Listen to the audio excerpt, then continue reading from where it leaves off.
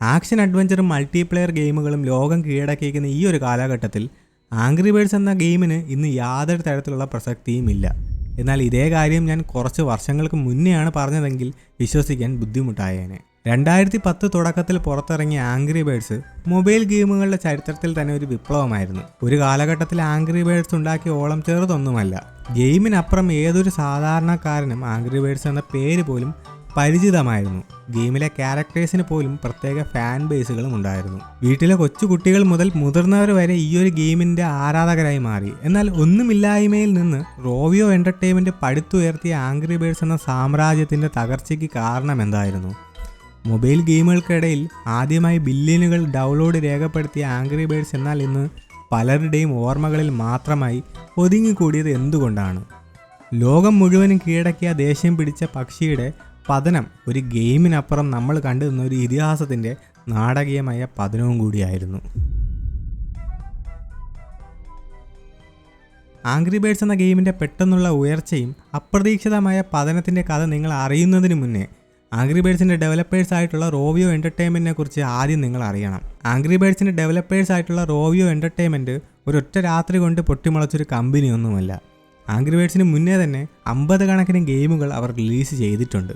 എന്നാൽ എല്ലാം ഒന്നിന് പുറകെ ഒന്നായി പരാജയപ്പെട്ടിരുന്നു എന്ന് മാത്രം. റോവിയോ എൻ്റർടൈൻമെൻറ്റിൻ്റെ കഥ തുടങ്ങുന്നത് 2003 ഹെൽസിങ്കി യൂണിവേഴ്സിറ്റിയിലെ 3 സ്റ്റുഡൻസ് ഒരു മൊബൈൽ ഗെയിം ഡെവലപ്മെൻറ്റ് കോൺടെസ്റ്റിൽ പങ്കെടുക്കാൻ തീരുമാനിക്കുകയും യാദൃശികമായി അവർ 3 പേരും കോൺടെസ്റ്റ് വിജയിക്കുകയും ചെയ്തു. ശേഷം തങ്ങൾക്ക് ഗെയിമിംഗ് ലോകത്ത് വലിയൊരു സ്കോപ്പ് ഉണ്ടെന്ന് മനസ്സിലാക്കുകയും തങ്ങളുടെ ക്രിയേറ്റിവിറ്റിയും പാഷനും ഉപയോഗിച്ചൊരു മൊബൈൽ ഗെയിം കമ്പനി തുടങ്ങാമെന്ന് തീരുമാനിക്കുകയും ചെയ്തു. അന്ന് അവർ ആരംഭിച്ച കമ്പനിയാണ് റീലൂഡ്. കമ്പനി തുടങ്ങി 1-2 വർഷങ്ങൾക്ക് ശേഷം ഇന്ന് കാണുന്ന റോവിയോ എന്നുള്ളതാക്കുകയായിരുന്നു പിന്നീട് ഉണ്ടായിരുന്നത്. എന്നാൽ റോവിയോയ്ക്ക് കാര്യങ്ങൾ എളുപ്പമായിരുന്നില്ല. അവർ ഒരുപാട് ഗെയിമുകൾ ഇറക്കി, പല ജോണേഴ്സ് ട്രൈ ചെയ്തു. എന്നാൽ പരാജയമായിരുന്നു ഫലം. മാർക്കറ്റിൽ യാതൊരു തരത്തിലുള്ള ഇമ്പാക്റ്റും റോവിയോ പുറത്തിറക്കിയ ഗെയിമിന് ഉണ്ടാക്കാൻ സാധിച്ചില്ല. റോവിയോ എന്ന് പറയുന്ന മൊബൈൽ ഗെയിം കമ്പനി ഉണ്ടോ എന്ന് പോലും പുറം ലോകത്ത് അറിയുമായിരുന്നില്ല. 2009 എത്തുമ്പോൾ റോവിയോ എന്ന കമ്പനി തകർച്ചയുടെ വക്കിൽ വരെ എത്തുന്നു. കമ്പനി പൂട്ടേണ്ട അവസ്ഥയിലേക്ക് കാര്യങ്ങൾ പോകുന്നു. കമ്പനി ആരംഭിച്ച 6 വർഷം ആകുമ്പോഴേക്കും 51 ഗെയിമുകൾ റിലീസ് ചെയ്തിരുന്നു. എന്നാൽ ഈ 51 ഗെയിമുകളും കമ്പനിയെ കരകയറ്റാൻ സാധിച്ചിട്ടുണ്ടായിരുന്നില്ല. കമ്പനി നഷ്ടത്തിൽ നിന്ന് നഷ്ടത്തിലേക്ക് ഓരോ വർഷം കഴിയുന്തോറും പൊയ്ക്കൊണ്ടിരിക്കുകയാണ്. ഇതേസമയം എംപ്ലോയീസിൻ്റെ എണ്ണവും വെട്ടിച്ചുരുക്കാൻ കമ്പനി തുടങ്ങി. ഇനി അവരുടെ മുന്നിൽ 1-2 അവസരങ്ങൾ മാത്രമാണ് അവശേഷിക്കുന്നത്. ഇനിയും ഒരു ഗെയിം ഇറക്കി പരാജയമാണ് സംഭവിക്കുന്നതെങ്കിൽ കമ്പനി ഉറപ്പായും പൂട്ടുമെന്നുള്ളൊരു അവസ്ഥയിലേക്ക് കാര്യങ്ങളെത്തി. അങ്ങനെ ഇരിക്കെ അവർ 52ാമത്തെ ഗെയിം നിർമ്മിക്കാൻ തീരുമാനിക്കുന്നു. എന്നാൽ ഇത്തവണ കാര്യങ്ങൾ വ്യത്യസ്തമാണ്.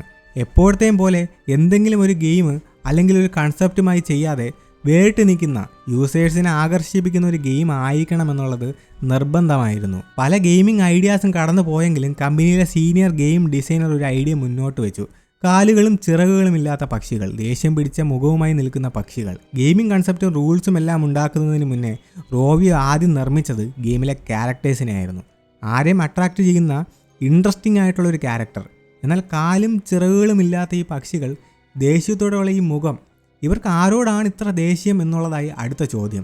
അവിടെ നിന്നാണ് മറ്റൊരു ഐഡിയ റോവിയോയ്ക്ക് തോന്നിയത്. പക്ഷികളുടെ മുട്ട മോഷ്ടിക്കുന്ന പച്ച പന്നികളെ കൊണ്ടുവരാമെന്നുള്ളത്. ശേഷം ഈ ഒരു സിമ്പിൾ ഐഡിയ ഉപയോഗിച്ച് അവർ ഗെയിമിംഗ് ഡെവലപ്മെൻറ്റും ആരംഭിച്ചു. യൂസേഴ്സിന് പെട്ടെന്ന് മനസ്സിലാക്കാൻ സാധിക്കുന്ന റൂൾസും ഒരു വിരൽ കൊണ്ട് മാത്രം കളിക്കാൻ സാധിക്കുന്ന ഒരു സിമ്പിൾ ഗെയിം നിർമ്മിക്കുകയും ചെയ്തു. അതാണ് നമ്മൾ ഇന്ന് കാണുന്ന ആംഗ്രി ബേർഡ്സ്. 2009 ഡിസംബറിൽ ആംഗ്രി ബേർഡ്സ് റിലീസ് ചെയ്യപ്പെട്ടെങ്കിലും ആദ്യ കുറച്ച് മാസം ഗെയിമിന് അത്ര കണ്ട് ഇമ്പാക്റ്റ് മാർക്കറ്റിൽ ഉണ്ടാക്കാൻ സാധിച്ചിട്ടുണ്ടായിരുന്നില്ല. എന്നാൽ പിന്നീട് അങ്ങോട്ട് ആംഗ്രി ബേർഡ്സിൻ്റെ തലവര മാറുകയാണ് ഉണ്ടായത്.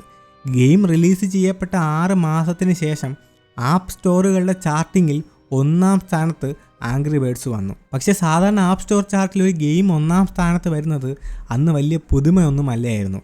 കാരണം ഓരോ ആഴ്ചകളിലും ഓരോ പുതിയ ഗെയിമും ടോപ്പ് ചാർട്ടിൽ ഇടം പിടിച്ചുകൊണ്ടേയിരുന്നു. എന്നാൽ അവിടെയാണ് ആംഗ്രി ബേർഡ്സ് വേറിട്ട് നിന്നത്. തുടർച്ചയായ 275 ദിവസങ്ങളാണ് ആംഗ്രി ബേർഡ്സ് ആപ്പ് സ്റ്റോർ ചാർട്ടിൽ 1-ാം സ്ഥാനത്ത് നിലയുറപ്പിച്ചത്. ലോകമെമ്പാടും ആംഗ്രി ബേർഡ്സ് എന്ന ഗെയിം ചർച്ചയാവാൻ തുടങ്ങി. അത്ര കണ്ട് സജീവമല്ലാത്ത അന്നത്തെ സോഷ്യൽ മീഡിയകളിൽ പോലും ആംഗ്രി ബേർഡ്സ് ട്രെൻഡിങ്ങിലാവാൻ തുടങ്ങി. കുട്ടികളും അമ്മമാരും വരെ ഈ ഗെയിം കളിക്കാൻ തുടങ്ങി. പ്രായഭേദമന്യേ എല്ലാവരും ആംഗ്രി ബേർഡ്സിനെ കുറിച്ച് അറിയാനും അത് കളിക്കാനും തുടങ്ങി. ഒരു ഗെയിമിനപ്പുറം ആംഗ്രി ബേർഡ്സ് എന്നുള്ളത് ലോകമെമ്പാടുമുള്ള ഒരു കൾച്ചറൽ ഫിനോമിനനായി മാറി. ഗെയിം കളിക്കാത്തവർ പോലും ഗെയിമിലെ ക്യാരക്ടേഴ്സിനെ തിരിച്ചറിയാൻ തുടങ്ങി. എന്തിന് ഗെയിമിലെ ഓരോ ക്യാരക്ടേഴ്സിന് പോലും പ്രത്യേക ഫാൻ ബേസും ആ ക്യാരക്ടേഴ്സിൻ്റെ ടോയ്സും മെർച്ചൻഡൈസും വരെ മാർക്കറ്റിൽ ഇറങ്ങാൻ തുടങ്ങി. ഈ ഒരു മൊമെൻറ്റിലാണ് റോവിയോ എൻ്റർടൈൻമെൻറ്റിന് മനസ്സിലാകുന്നത് തങ്ങളുടെ കയ്യിലിരിക്കുന്നത് വെറും ഒരു ഗെയിമല്ല, അതൊരു സാമ്രാജ്യമാണെന്ന്. ആംഗ്രി ബേർഡ്സ് എന്നുള്ള ഗെയിമിൻ്റെ വിജയത്തിന് ശേഷം റോവിയോയ്ക്ക് മനസ്സിലായി ഇതൊരു അവസരമാണ്, ഇത് നഷ്ടപ്പെടുത്താൻ സാധിക്കില്ല. അതുകൊണ്ട് ആംഗ്രി ബേർഡ്സ് ഇനി മുതൽ ഒരു ഗെയിം എന്നതിനപ്പുറം അതൊരു ബ്രാൻഡായി മാറണമെന്നുള്ളത് റോവിയോ തീരുമാനിച്ചു. മൊബൈൽ ഗെയിം ഡെവലപ്മെൻറ്റിൽ മാത്രം ഇനി ഒതുങ്ങിക്കൂടിയാൽ പോരാ എന്ന് മനസ്സിലാക്കിയ റോവിയോ എൻ്റർടൈൻമെൻറ്റ് മേഖലയിലേക്ക് മാറുന്നു. കമ്പനിയുടെ പേര് റോവിയോ എന്നുള്ളത് റോവിയോ എൻ്റർടൈൻമെൻറ്റ് ആവുകയും ചെയ്തു. പിന്നീട് അങ്ങോട്ട് ആംഗ്രി ബേർഡ്സ് എന്ന ഗെയിമിൻ്റെ അത്ഭുതകരമായ ഒരു വളർച്ചയാണ് ലോകം കണ്ടത്. 2009 നിന്നും 2012 എത്തുമ്പോൾ ആംഗ്രി ബേർഡ്സ് എന്ന ഗെയിം 1 ബില്യൺ ഡൗൺലോഡ് പൂർത്തിയാക്കുകയാണ്. പിന്നീട് 2 വർഷങ്ങൾക്ക് ശേഷം, കൃത്യമായി പറഞ്ഞാൽ 2014 എത്തുമ്പോൾ അത് 2 ബില്യൺ ഡൗൺലോഡുകൾ പൂർത്തിയാക്കി ഒരു മൈൽ സ്റ്റോൺ തന്നെ ആംഗ്രി ബേർഡ്സ് സൃഷ്ടിച്ചിരുന്നു. ഇതിനോടകം തന്നെ ആംഗ്രി ബേർഡ്സിൻ്റെ പല വകഭേദങ്ങൾ റോവിയോ ഉണ്ടാക്കിയിരുന്നു. Angry birds season, angry birds Rio, angry birds space, angry birds star wars, angry birds star war 2, angry birds go എന്നിങ്ങനെ ലിസ്റ്റ് ഇനിയും പോകും. ആംഗ്രി ബേർഡ്സിൻ്റെ പോപ്പുലാരിറ്റി കൂടുന്നതനുസരിച്ച് അതിൻ്റെ ബ്രാൻഡ് വാല്യൂ അതിനൊപ്പം ഉയരുന്നുണ്ടായിരുന്നു. 2012 $195 മില്യൺ റവന്യൂ റോവിയോ ജനറേറ്റ് ചെയ്തപ്പോൾ അതിൻ്റെ 50% വന്നത് മെർച്ചൻഡൈസിൽ നിന്നുമാണ്. എന്നാൽ പിന്നീട് കാര്യങ്ങളെല്ലാം മെല്ലെ മെല്ലെ മാറാൻ തുടങ്ങി. യൂസേഴ്സിന് ഗെയിം മടുക്കാൻ തുടങ്ങി. ആംഗ്രി ബേർഡ്സിൻ്റെ പല പതിപ്പുകൾ ഇറങ്ങിയെങ്കിലും പുതുമയില്ലാത്ത ആവർത്തന വികസത യൂസേഴ്സിനെ മടുപ്പിച്ച് തുടങ്ങിയിരുന്നു. റോവിയോ അവരുടെ ഒറിജിനൽ കൺസെപ്റ്റ് ആയിട്ടുള്ള ആംഗ്രി ബേർഡ്സ് ക്ലാസിക്കിൽ നിന്നും ഒരുപാട് മാറിപ്പോയിരുന്നു. ആംഗ്രി ബേർഡ്സ് എന്നുള്ള അവസാനം റോവിയോയ്ക്ക് ഒരു ബിസിനസ് മാത്രമായി മാറുന്ന ഒരു കാഴ്ചയാണ് ലോകം കണ്ടത്. പിന്നീട് വന്ന ആംഗ്രി ബേർഡ്സ് ഫ്രാഞ്ചൈസിയിലെ മറ്റ് ഗെയിമുകളെല്ലാം പരാജയപ്പെട്ടു. ഒരു ഉദാഹരണം പറയാനാണെങ്കിൽ ആംഗ്രി ബേർഡ്സ് ട്രാൻസ്ഫോമർ എന്ന് പറയുന്ന ഒരു ഗെയിം ഇറങ്ങിയിരുന്നു. ഒരു ലെവൽ ജയിക്കണമെങ്കിൽ പണം കൊടുത്ത് പവേഴ്സ് സ്വന്തമാക്കേണ്ട ഒരു അവസ്ഥയായിരുന്നു അതിനുണ്ടായിരുന്നത്. ഈ ഒരു ഗെയിമും വലിയൊരു പരാജയമായിരുന്നു. ഇതേ കഥ പിന്നീട് ഇറങ്ങിയ ആംഗ്രി ബേർഡ്സ് മാച്ചിൽ തുടർന്നു. അന്നത്തെ പോപ്പുലർ ഗെയിമായിട്ടുള്ള ക്യാൻഡി ക്രഷിനെ കോപ്പി അടിച്ച് റോവിയോ ആംഗ്രി ബേർഡ്സ് മാച്ച് എന്ന് പറയുന്ന ഗെയിം ഇറക്കിയത് ഒരു വലിയൊരു ക്രിറ്റിസിസമാണ് അന്ന് നേരിടേണ്ടി വന്നത്.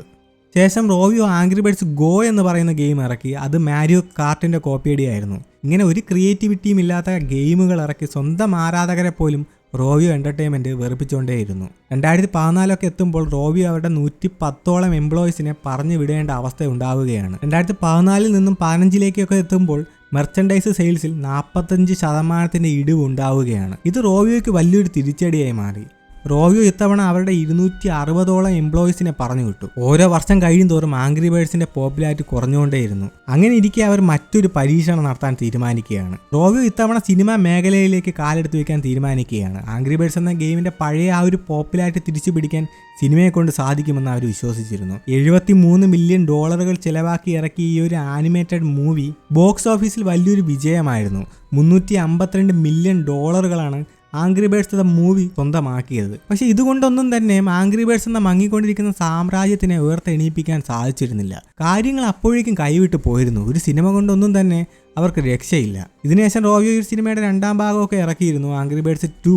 അത് പക്ഷേ ബോക്സ് ഓഫീസിൽ ഒരു പരാജയമായിരുന്നു. ഇതോടുകൂടി റോവിയോയ്ക്ക് മനസ്സിലായി കാര്യങ്ങൾ കൈവിട്ടു പോയി എന്ന്. ആംഗ്രി ബേർഡ്സിന്റെ പോപ്പുലാരിറ്റി കുറഞ്ഞെന്നും ഇനിയും ഈ ഒരു പേര് വെച്ച് പരീക്ഷണങ്ങൾ നടത്തിയാൽ അവർക്ക് അവരുടെ ലോയൽ ഫാൻസിനെ പോലും നഷ്ടമാകുമെന്ന്. ഇതിനെല്ലാം ശേഷം റോവിയോ എൻ്റർടൈൻമെൻറ്റ് വലിയൊരു തകർച്ചയിലേക്കാണ് പോയത്. ഒരുപാട് വർഷങ്ങൾ അവർ ഗെയിമുകൾ ഇറക്കി പരാജയപ്പെട്ടു. അവസാനം 2023 ജപ്പനീസ് കമ്പനിയായിട്ടുള്ള സെഗ റോവിയോ എൻ്റർടൈൻമെൻറ്റിനെ ഒരു ഭീമമായ തുകയ്ക്ക് സ്വന്തമാക്കി.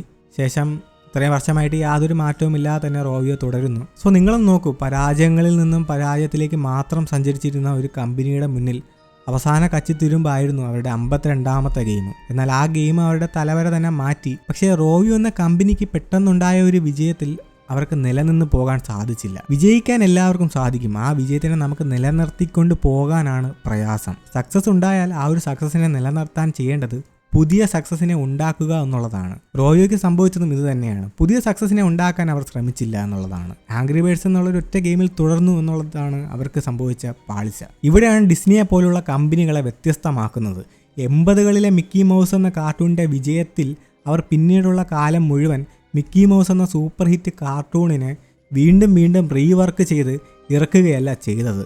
ഇതിനോടൊപ്പം തന്നെ മിക്കി മൗസിനെ പോലെയുള്ള കുട്ടികൾ ഇഷ്ടപ്പെടുന്ന പുതിയ കാർട്ടൂണുകൾ നിർമ്മിക്കാനാണ് ശ്രമിച്ചത്. എന്തു തന്നെയായാലും റോയോ എൻ്റർടൈൻമെൻറ്റ് പടുത്തുയർത്തിയ ആംഗ്രി ബേർഡ്സ് എന്ന സാമ്രാജ്യത്തിൻ്റെ ഉയർച്ചയും അതിൻ്റെ പതനവും ഒരു കഥ എന്നുള്ളതിനപ്പുറം വലിയൊരു പാഠവും കൂടിയാണ് എന്ന് പറഞ്ഞുകൊണ്ട് വീഡിയോ അവസാനിക്കുകയാണ്. ഇതുപോലെയുള്ള വീഡിയോസ് കാണാനായി നമ്മുടെ ചാനൽ തീർച്ചയായും സബ്സ്ക്രൈബ് ചെയ്യുക. അപ്പോൾ ഗൈസ്, അടുത്തൊരു വീഡിയോയുമായി വരുന്നവരേക്കും ബൈ.